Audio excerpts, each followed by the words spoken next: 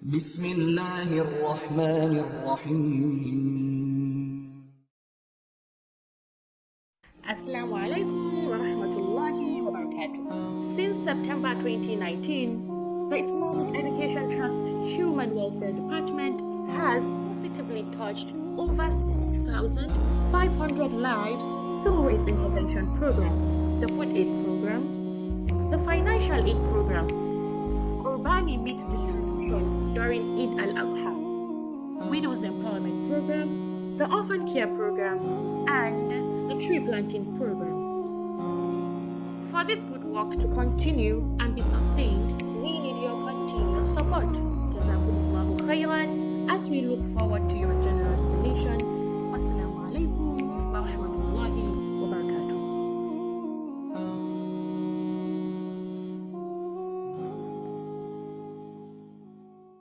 Viewers, Assalamu alaikum, and you're welcome back to our discussion on child raising in Islam. Before we went on short break, Sheikh Muhammad Isa Aliyu has been discussing those factors that we can take into consideration to ensure that we raise our children up in Islam in the best manner. Sheikh, I want us to look back on aspect of your discussion the other time as it relates to the Luqman's counseling to his child.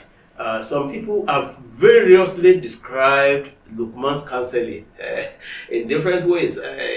Some people call it Luqmanic prescriptions. Some people call it Luqmanic advice. Some people call it Luqmanic sermon and preaching and whatever. All what we know is that Luqman has given us something to talk about when it comes to child raising. Yes. And you discussed this from the Quranic point of view. Can you give us at least five virtues that one can take out from this Luqman's sermon to his children? Alhamdulillah, Luqman did advise and counsel his son, and one that's narrated by Allah subhanahu wa ta'ala himself in the glorious Quran. That tells you the important, and that tells you that it serves as a guide to humanity until doomsday. One of the most important things he stated is our Sheikh. He started with it, that don't join partners with Allah in worship. That is, don't pray. Even in those days, it's not that they don't worship Allah, it's that they worship Allah along with others. And that's why in Surah Al-Kahf they said, Aja'al al-aliha ilahan wahida. How can he make all the gods become just one? No, they know there's Allah. In another verse it says, ذَلِكَ بِأَنَّهُ إِذَا دُعِيَ اللَّهُ وَحْدَهُ كَفَرْتُمْ. When we say Allah alone, they say no. وَإِن يُشْرَكْ بِهِ تُؤْمِنُ. But when we say join partners with him, he said yes, now we can believe. So automatically it is very, very dangerous for a Muslim to believe there is another source of another thing to worship other than Allah. That's why he started with that. And he did mention the importance of being kind to parents. And then again, he made it clear that when Allah, the belief in destiny, what Allah has destined for you. That's why he said, even if you suffer, you have the same proportion of suffering between you and somebody. It's not necessary that the wealth he will possess must be equal to yours. There are other reasons that are beyond your level of understanding, but you accepted that this is what Allah has destined for me. If you have that, your son will not go and become an armed robber. He can't go and become a thief because he believes this is where Allah has placed me. The hadith, Rahimallahu abdan arafa qadra nafsihi. May Allah be merciful upon a person that knows where Allah has placed him. So you don't say, no, we started together and I was even better than him, my family background, etc. Forget about it. The fourth one is salat. And some people place it as the first one because you will be asked in the day of judgment. And as a parent, you will be asked about, did you instruct your children to observe salat? Even in the Quran, it tells about some prophets that will gather all his children. What will you worship after me? After my departure. After I leave this world. To the end of the verse. So that tells you that it is important. Salat is not a joke and you don't play with it. And again, even from the council, it said talk politely. Talk politely to people, talk in a very with respect, decorum, and regard to other people. Don't look down on them for one reason or the other that you consider something. And again, the last one is don't be arrogant. وَلَا تَمْشِ فِي الْأَرْضِ مَرَحًا. Don't walk on earth feeling that pompous, I'm somebody. These are some of the few things that we should hold on to them from the council. A golden, something you could write with golden ink with regard to counseling in the area of child raising. Thank you, Sheikh. I think there's a lot to say regarding how parents should try and raise up their children. Yeah. And because of doing this, a parent must avoid certain things that will bring their children in collision course with their Creator. Or is there any way by which a child can behave in disobedience to Allah? Okay, there's no way and there's no apology when it comes to parents saying that you shouldn't worship Allah. For instance, they are idolaters and they said you should worship a particular idol instead of Allah. There is no any way you can say, okay, let me tolerate it and pretend. No. But I can remain polite unto them, I can remain nice unto them, I can remain helpful unto them, but in that request it won't work. Because we have series of examples. We have Ibrahim alayhi salam and what happened between him and his parents. And the verse even in the council of Luqman, وَإِنْ جَاهَدَاكَ عَلَىٰ أَن تُشْرِكَ بِي مَا لَيْسَ لَكَ بِهِ عِلْمٌ فَلَا تُطِعْهُمَا وَصَاحِبْهُمَا فِي الدُّنْيَا مَعْرُوفًا. Remain nice unto them, but you shouldn't obey them when they want you now to disobey Allah subhanahu wa ta'ala. It is not, it's a no-go area. Thank you very much. I think there is a saying that is popular. They say that لا طاعة لمخلوق في معصية الخالق.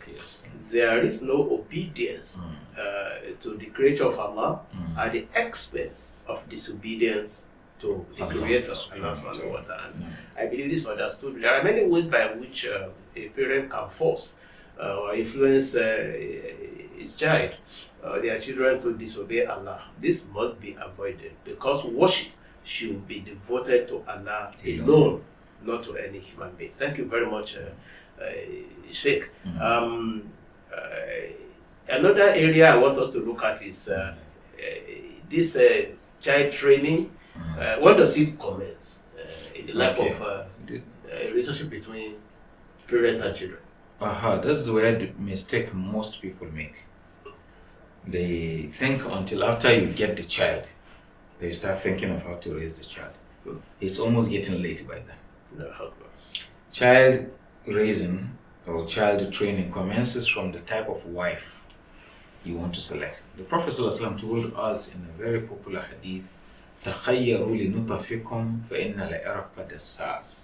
Always be selective on where you raise your sperms, because some can be poisonous.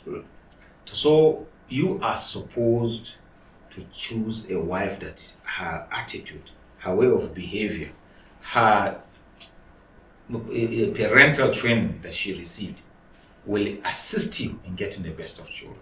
This is very, very important. And more so, don't forget about prayers as well. And even when it comes to having intercourse, the prayers that the Prophet ﷺ told us. These are the most important things, or that is where the issue of child training commences. The issue of after he starts growing is just a second stage of the training. But the first stage must be very considered and very, very important. Because if you lose the first stage, the second stage may not have much impact the way you would have wished. Now, thank you, Sheikh. It's an interesting issue, and someone, a very good commentator on Islam, gave an analogy that training your children and your children being trained, being good or whatever, is like preparing to cultivate a sort of farm product. Before you do that, you need a very good farmland.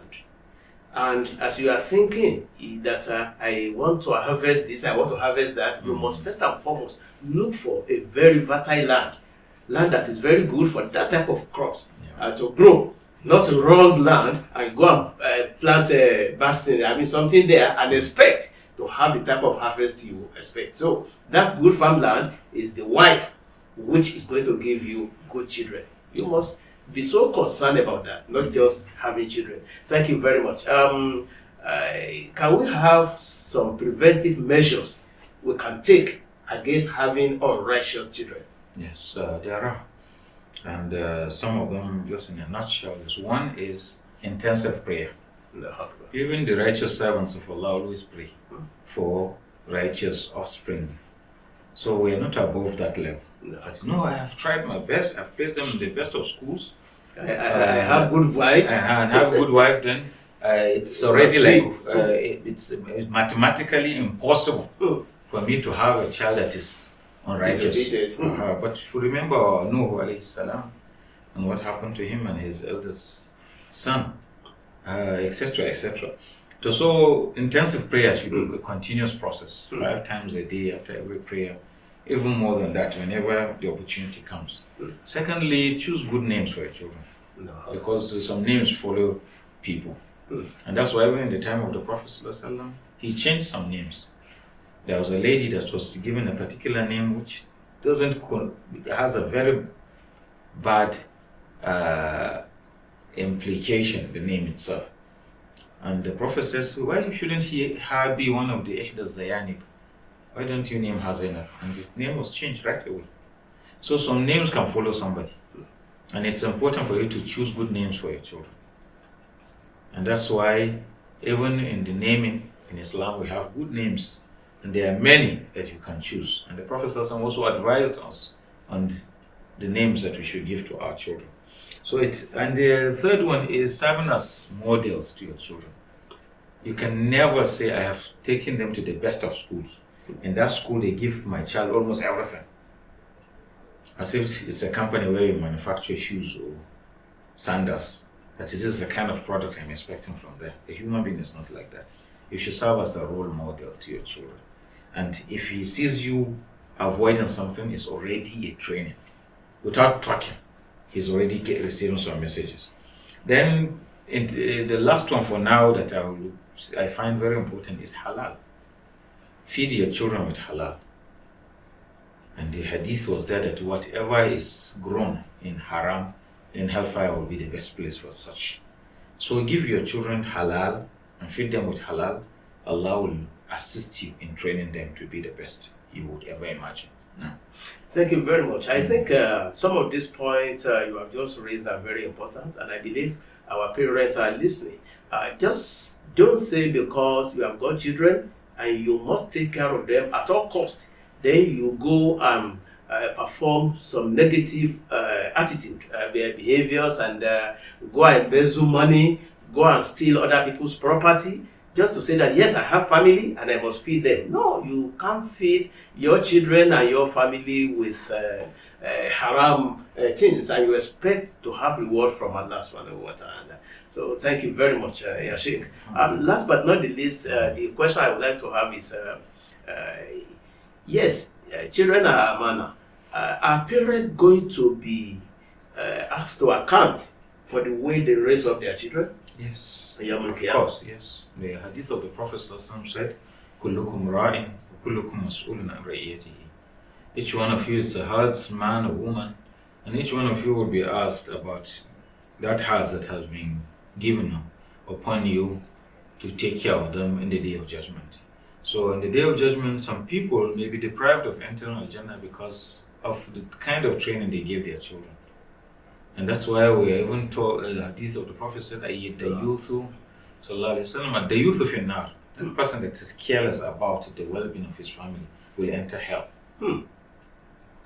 In another verse, Allah said, وَأَمُرْ أَهْلَكَ بِالصَّلَاةِ وَاسْتَبِرْ عَلَيْهَا. Instruct your family to pray, that is salah. وَاسْتَبِرْ, and observe an advanced level of patience on that, because of how difficult it is.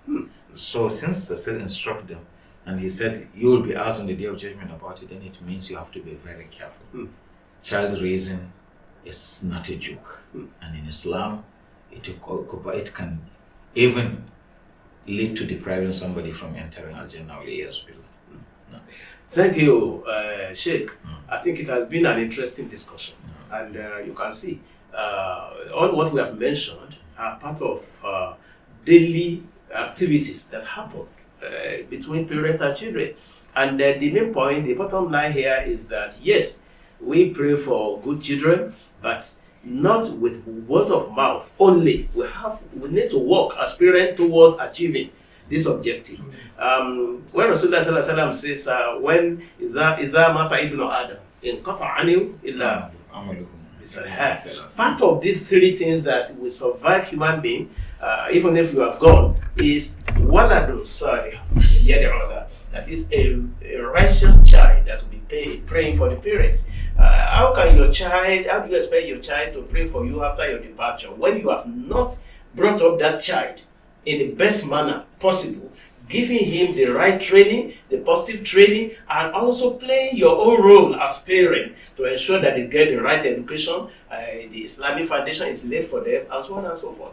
It's of interest to note what Sheikh told us regarding the Luqmanic sermon, so to say. Luqman started by mentioning worship of Allah alone, exclusively devoting your worship to Allah, because it's the foundation of life. If a child doesn't know Allah right from the formative age, it will be difficult for him or her to know Allah when he or she grows up. And that is why Luqman makes that one to be the first. And immediately followed that, he mentioned how a child should be good to his or her parents. This is very important because it's a sort of collective responsibility to have a good home. When the child comes, the responsibility falls on the parent to ensure that they teach the child how they want the child to behave, how they want the child to worship Allah, how they want the child to relate with people without arrogance, without disrespect, and to ensure that they bring up righteous children, inshallah. Thank you very much, Sheikh Isa. Dear viewers, until next time when we come with another interesting episode, on behalf of Sheikh Muhammad Isa Aliyu, we are saying, wa jazakumullahu khairan, wassalamu alaikum wa rahmatullahi wa barakatuh.